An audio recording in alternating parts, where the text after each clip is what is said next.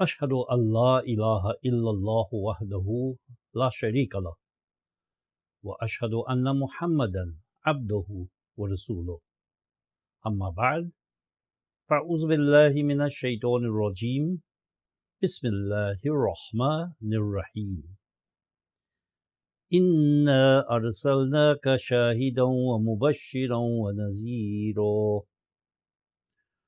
لتؤمنوا بالله ورسوله وتعزروه وتوكروه وتسبحوه بكرة وأصيلا إن الذين يبايعونك إنما يبايعون الله يد الله فوق أيديهم فمن نكث فإنما ينكث على نفسه ومن أوفى بما عاهد عليه الله فسيؤتيه أجرا عظيما صدق الله العلي العظيم وصدق رسوله النبي الكريم ونحن على ذلك من الشاهدين. I bear witness that there is one God, Allah. I bear witness that the Prophet Muhammad sallallahu alaihi wasallam, may the peace and blessings of Allah be upon him, is the last, the final messenger of Allah, after whom no prophet, old or new, will come.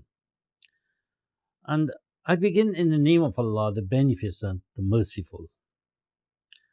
I have read from chapter 48 of the Quran, verses 8 to 10. And I translate it as follows. Indeed, we have appointed you as a special person, an influential one, and one who is committed, that you would display confidence in Allah and His Messenger. You would aid Him with enthusiasm and treat His message with dignity. Then you would function swiftly, whether inexperienced or experienced. Yes, those who entered into a pledge with you really entered into a pledge with Allah, for the power of Allah is over their hands.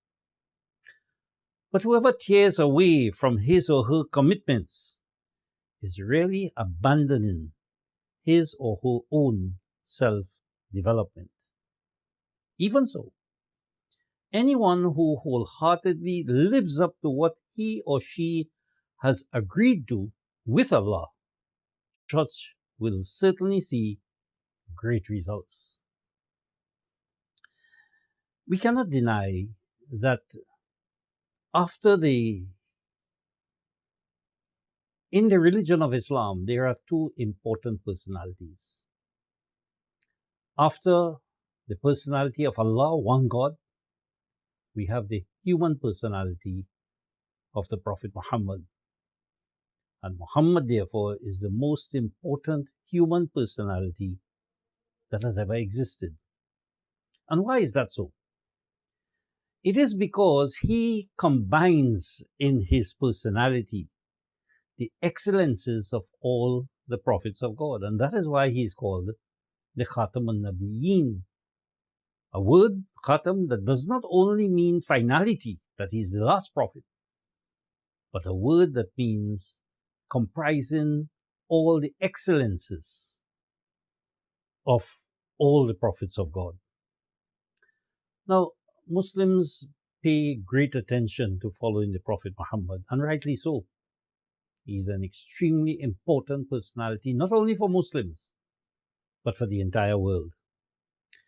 But we must realize that we must not only follow the Prophet Muhammad physically. That is, we must not merely copy the dress that he wore, the kind of beard that he maintained, and so many other physical attributes and qualities of him. Of course, we know that in today's day and age, there's a lot about the Prophet Muhammad's life that we cannot implement.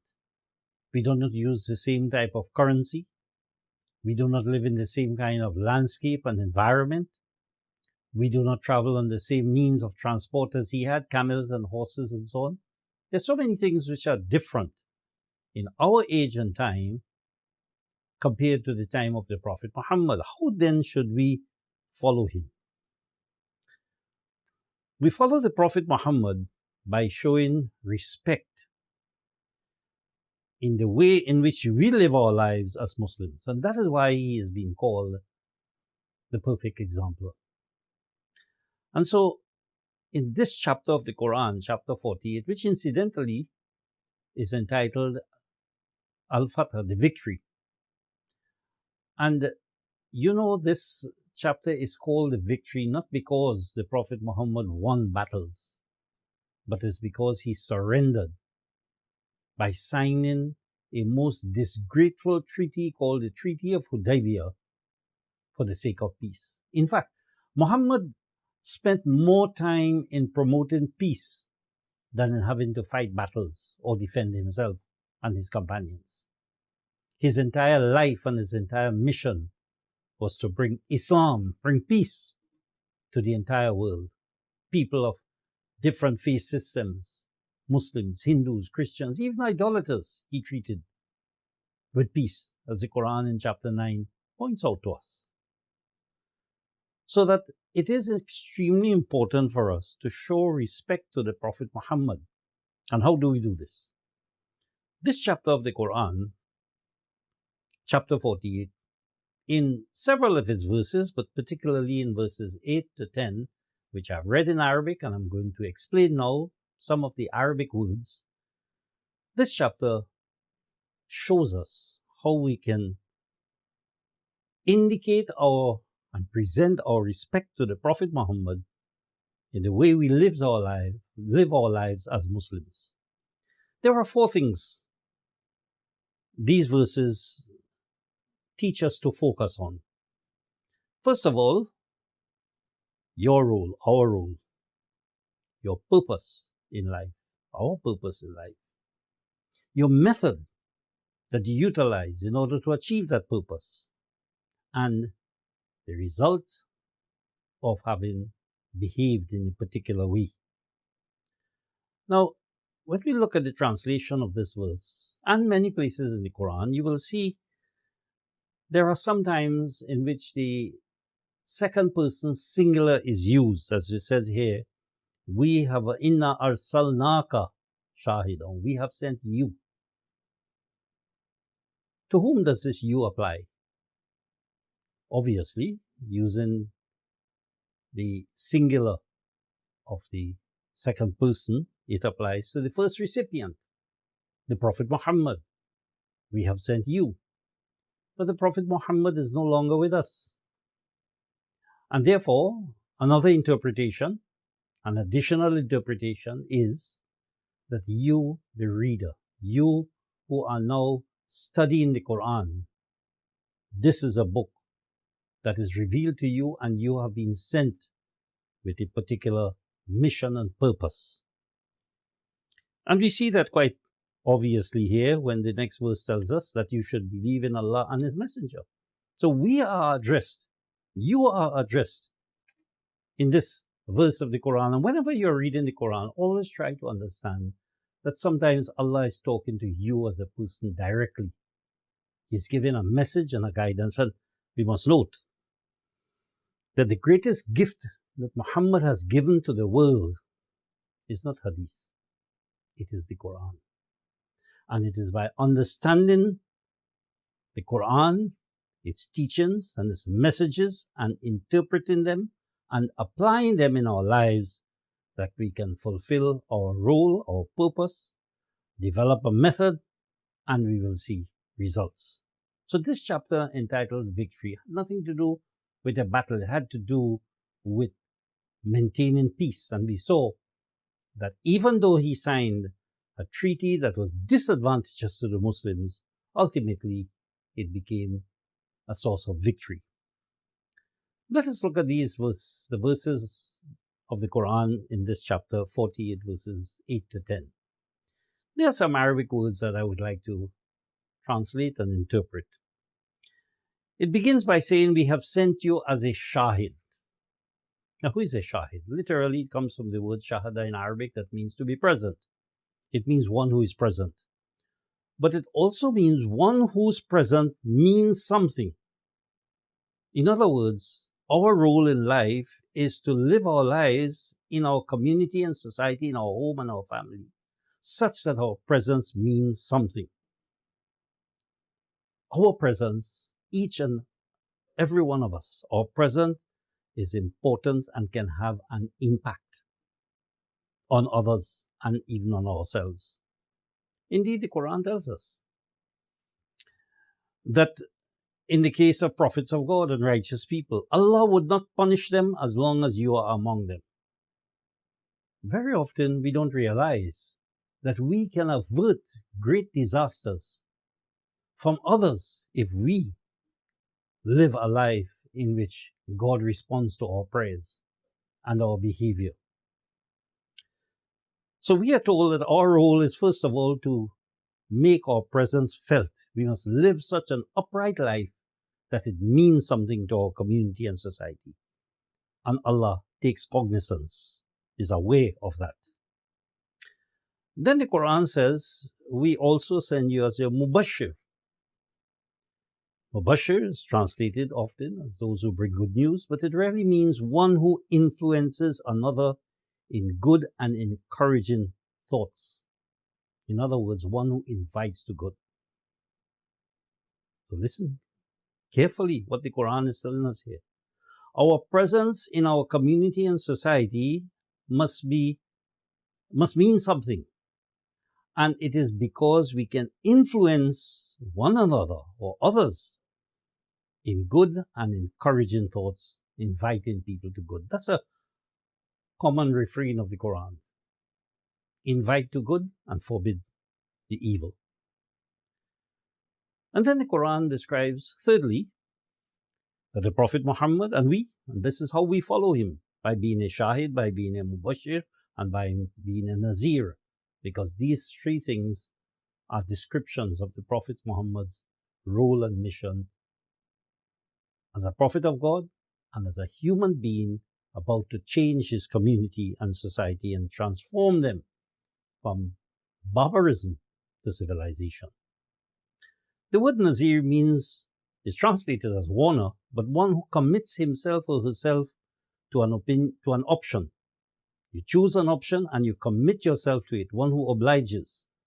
Or to explain it a little better, one who has to impose rules and regulations and so on because of circumstances or behavior. So we see it in our community and society. We live among people. They are misbehaving. We need to set up rules and regulations, laws and so on. And we encourage that, such that people will behave themselves because of the circumstances and behavior of people. We need to implement and institute certain rules and regulations. So these verses of the Quran tells us, first of all, what our role is, that our presence must mean something, that we must have an impact on our community and society, that we must invite people to good and encourage them to think rightly, and we should also impose or try to encourage them to follow the rules and regulations of good behavior. And then the next verse, that is verse 8 of chapter 48. The next verse, 9, tells us what is our purpose. Of course, it applies to the Prophet Muhammad sallallahu alaihi wasallam, but it also applies to us. And it tells us that our purpose is to trust in Allah, to put our trust in Allah. Now we know we live in a society, in an age and in a time when we must trust people, circumstances, events. You have a pandemic, people trust the vaccine, people trust the doctors, people trust the medical system, people trust when they have legal problems, they trust their lawyers, they trust the justice system, they trust the political system, they trust the religious system if they're in challenges in their life and they need prayers, they trust their leaders. Trust is an important part of life. Husbands trust their wives, parents trust their children, children trust their parents. We always have confidence in somebody or something. People have confidence in their bankers and in every walk and every aspect of life. We trust. Sometimes we trust our own selves. We trust in the future. The Quran points out to us, however, that the greatest trust we must have is in our Creator, to trust in Allah. And also, the one bringing the message, and that is Muhammad. We must trust that Muhammad has brought a perfect message for us, a complete message, a message that escorts us to heaven, to give us righteous guidance. And in order to do that, in order to trust in Allah and to trust the one bringing the message, there is something that we need. There's a behavior that we have to adopt. And the Quran mentions three things again. It says, وَتُؤَزِّرُوهُ, which means to help him with enthusiasm, to help the message of Muhammad. He's no longer here, but his example, his mission, his words, his teachings are here. And we have to carry that forward with enthusiasm. وَتُؤَزِّرُوهُ. And in order to do that, we must pay great heed to that message. We must treat his message with dignity. In other words, it is not merely following what we read about Muhammad in books written by other people. We must treat the message that he gave us, which is intact in the Quran. We must treat that with dignity. Apply it to our lives and extend it to others as well. This is what propagation of Islam is all about. It is not merely dawah, which is calling or inviting people. It is what is called tabligh. Tabligh means to convince people that this is the correct way of life and this is how we should produce a better community and society. And the Quran tells us how we should apply this message with enthusiasm and to treat it with dignity. It says, وَتُسَبِّهُ بُكْرَةً وَأَصِيلًا. Usually this phrase, تُسَبِّهُ بُكْرَةً وَأَصِيلًا, is often translated as glorify, applying to God, applying to Allah. Bukratan in the morning, Asila in the evening. But these words have other meanings as well. Sabbihu literally means to function swiftly with no impediments. It's applied to the clouds, for example, that keep moving swiftly, or to fishes in the sea. Swift movement with no impediments. You can move swiftly. That, in other words, the Quran is telling us that we must treat Muhammad's message with dignity, and nothing must hold us back in implementing that message, in propagating that message, in carrying forth that message. And Bukra, while translated as morning, also means, and this is well known, mean those who are inexperienced or green. Some people may think, well, I cannot promote the message of Islam because I'm not a scholar, I don't know. The Quran says whether you're green, inexperienced, or asila. And asila means one who is knowledgeable, one who is experienced. So there is no excuse for us.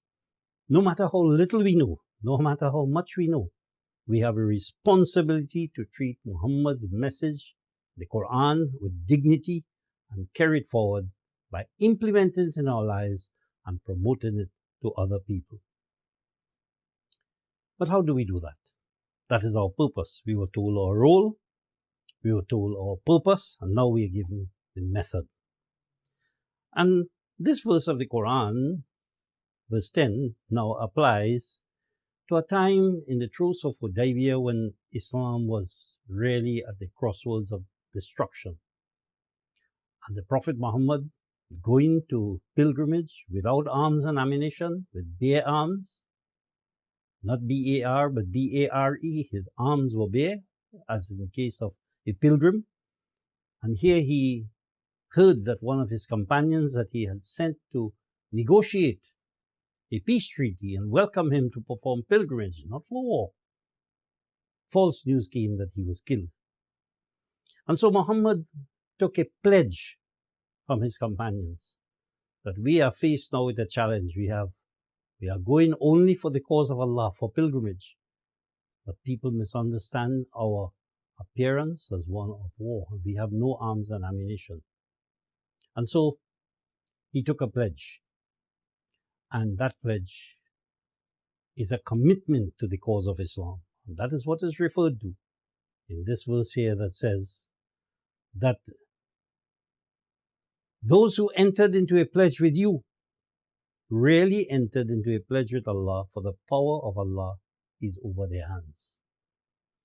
So the assurance is given in this verse of the Quran that when you pledge, when you take a bayat, when you commit yourself to a cause, when you commit yourself to the propagation of Islam, to an organization, it is as if you are committing yourself to Allah. People, Muslims, do not commit themselves to an individual. They commit themselves to Allah. It is through an individual, as in the case of the Prophet Muhammad, or as you have other saints, mujaddids, reformers, or you belong to an organization, you take an oath to uphold its constitution, or a country, as the case may be. It is as if you are committing yourself to Allah. In other words, Allah's help is assured. Allah's hand, the Quran says, and by hand it means Allah's power is over your hand. So you put your hand and you hold on, you make a commitment to a cause. God, Allah is giving you the assurance that He is with you, will help you, and will grant you success. But we are also told, it is indicated to us that we must take this pledge seriously. Because it says in the Quran, فَمَنْ نَكَسَ فَإِنَّمَا يَنْكَسُ عَلَى نَفْسِهِ. The word nakasa literally means to tear things apart. It's as if you're taking a piece of stick and want to use it as a toothbrush, you separate the fibers, or you tear a piece of cloth. And so nakasa means to tear apart. So if you tear apart from your commitments and your responsibilities, it is like abandoning your own self-development. If a person breaks his or her pledge, he or she is doing harm to him, his or her own self. When you make a commitment, when you make a pledge, uphold it, keep it. And the Quran goes on to say, but anyone who wholeheartedly lives up to what they have agreed to do, the result is they will see great results. My dear sisters and brothers, look at the life of the Prophet Muhammad. After the period of the Truce of Hudaybiyah, the Muslims were still faced with severe challenges. The next time he visited Makkah with an army, he did not have to draw his sword. He conquered it, and peace reigned over the land. We saw great results, and the Quran says, إِذَا جَاءَ نَصْرُ اللَّهِ وَالْفَتْحُ. When you see the help of Allah comes, and people entering into Islam in great numbers. This is our wish. We cannot promote Islam by the sword, by violence, by hostility. Islam is a religion of peace, not hostility. Allah is a God of peace, and He wants us to foster peace among all human beings. So, if we give great respect to the Prophet Muhammad, we will achieve the results that he achieved also. We will see great results, and we'll see a better world, a world in which there is Islam, there is peace, not hostility. Barakallahu lana wa lakum fil Quran al-Azim. Wa nafa'ana wa iyyakum bil ayati wa zikr al-hakim. Innahu ta'ala jawadun kareem. Malikun barrur raufur rahim. Alhamdulillah, nahmaduhu wa nasta'inuhu wa nastaghfiruhu wa nu'minu bihi wa natawakkalu alayhi wa na'udzu billahi min shururi anfusina wa min sayyiati a'malina may yahdihillahu fala mudilla lahu wa may yudlil fala hadiya lahu wa nashhadu an la ilaha illallah wahdahu la sharika lahu wa nashhadu anna Muhammadan abduhu wa rasuluhu. Allahumma salli ala Muhammadin wa ala ali Muhammad kama sallaita ala Ibrahim wa ala ali Ibrahim innaka Hamidum Majid. Allahumma barik ala Muhammadin wa ala ali Muhammad kama barakta ala Ibrahim wa ala ali Ibrahim innaka Hamidum Majid. Allahumma ansur man nasara dina Muhammadin sallallahu alayhi wa sallam waj'alna minhum. O Allah, help those who help the religion of Muhammad. Let us be from among them. Allahumma aghzul man khazala deena Muhammadin sallallahu alayhi wa sallam wa la taj'alna minhum. O Allah, frustrate the designs of those who attack and try to destroy the religion of Muhammad, don't let us be from among them. إن الله يأمر بالعدل والإحسان وإيتاء ذي القربى وينهى عن الفحشاء والمنكر والبغي يعظكم لعلكم تذكرون اذكروا الله يذكركم وادعوه يستجب لكم ولذكر الله أعلى أكبر.